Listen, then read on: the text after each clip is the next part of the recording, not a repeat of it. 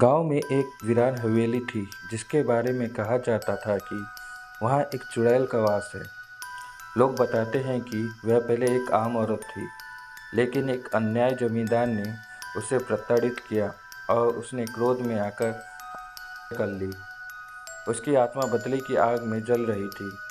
रवि, जो एक निडर युवक था, इस कहानी को झूठ मानता था।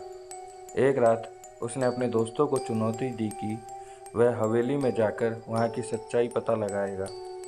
रात के अंधेरे में जब रवि हवेली में पहुंचा तो उसे अजीब सी ठंडक महसूस हुई। हवेली के अंदर घुसते ही दरवाजा अपने आप जोर से बंद हो गया।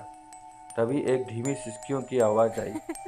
अचानक सामने खड़ी एक छाया दिखी। लंबे काले बाल, सफ़ेद झूलता हुआ लिबास और लाल आंखें। रवि का शरीर जैसे जम सा गया। वह भागना चाहता था, लेकिन उसके पैर जैसे जमीन में धंस गए हों। चुड़ैल ने अपनी कांपती आवाज़ में कहा, तुम भी उन्हीं लोगों में से हो। रवि ने कांपते हुए कहा, नहीं, मैं बस सच जानने आया था। चुड़ैल मुस्कुराई, लेकिन उसकी मुस्कान डरावनी थी।